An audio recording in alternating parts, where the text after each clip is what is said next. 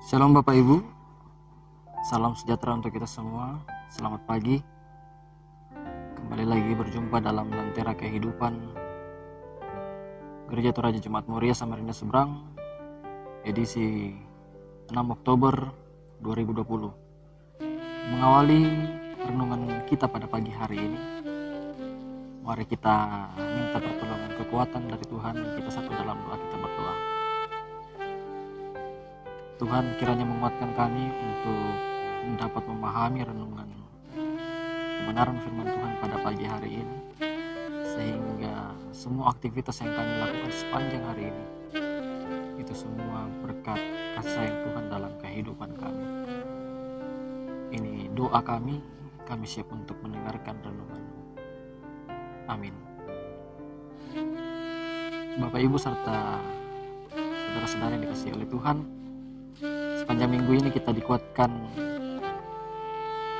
dengan tema penggarap yang dipercaya, dan bahan bacaan kita pada saat ini dari Matius 21 ayat 33 sampai 46. Bapak Ibu serta saudara-saudara yang dikasihi oleh Tuhan, dalam bacaan kita tentang penggarap-penggarap kebun anggur, yang singkat cerita menjadi sorotan ialah para penggarap yang berlaku seolah-olah mereka berkuasa terhadap kebun anggur, yang kemudian sampai membunuh anak pemilik sebagai ahli waris. Perumpamaan ini menyoroti sikap sombong para imam dan ahli Taurat yang selalu merasa paling benar, merasa paling tahu segalanya, dan yang paling memiliki. Pada bacaan kedua kita pada minggu kemarin, dalam surat Filipi, ada banyak yang bisa Paulus banggakan di dalam keyahudiannya. Tapi tatkala Tuhan memilih ia sadar bahwa semua yang layak dibanggakan secara lahiriah pada akhirnya adalah kesia-siaan. Nah, dan kita tahu bersama bahwa surat Filipi adalah surat yang ditulis oleh Paulus saat dirinya berada dalam penjara. Pertanyaan mendasar, apa yang membuat Paulus tetap teguh walaupun ia di penjara?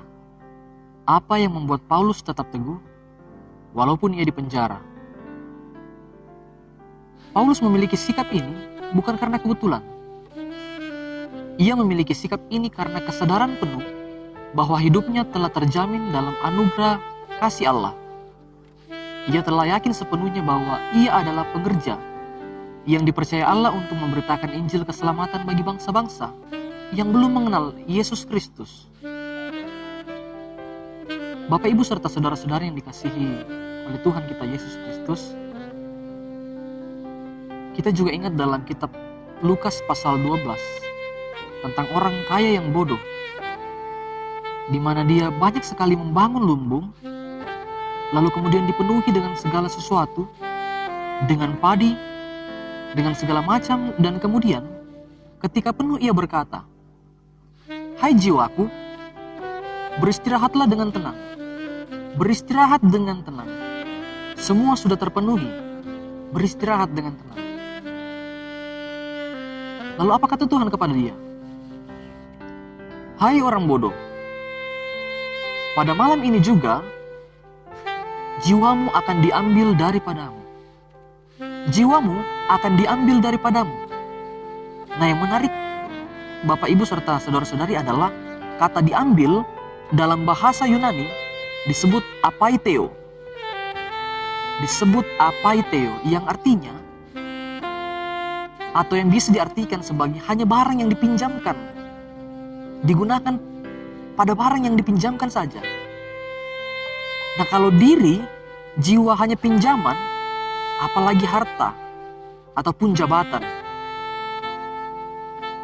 Oleh sebab itu Bapak Ibu serta saudara-saudara yang dikasihi Tuhan kita, ingatlah bahwa apapun yang kita miliki saat ini, itu hanyalah barang titipan dari Tuhan kita, termasuk jiwa kita.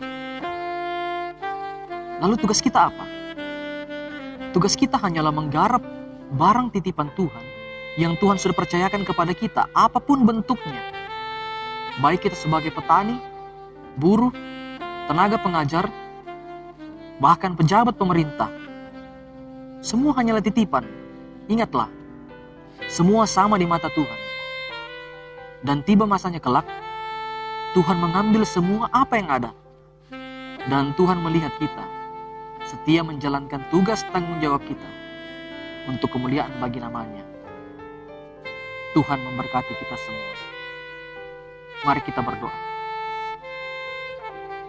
Kiranya Tuhan memampukan kami untuk senantiasa memakai seluruh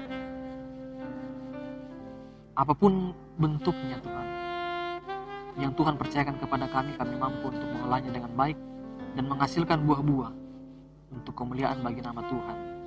Aktivitas kami hari ini kami serahkan ke dalam tangan pengasihan Tuhan, sehingga semua berkenan kepada Tuhan dan menjadi hormat untuk kemuliaan bagi nama-Mu.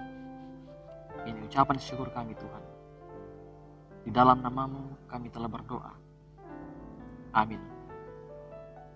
Sampai berjumpa kembali dalam renungan Lentera Kehidupan Jemaat Moria Samarinda Seberang. Kiranya kita senantiasa diberi kesehatan, kekuatan, dan diberi kemudahan untuk menjalani aktivitas kita sepanjang pagi hingga malam hari ini. Tuhan Yesus memberkati, tetap jaga kesehatan bagi kita semua. Shalom.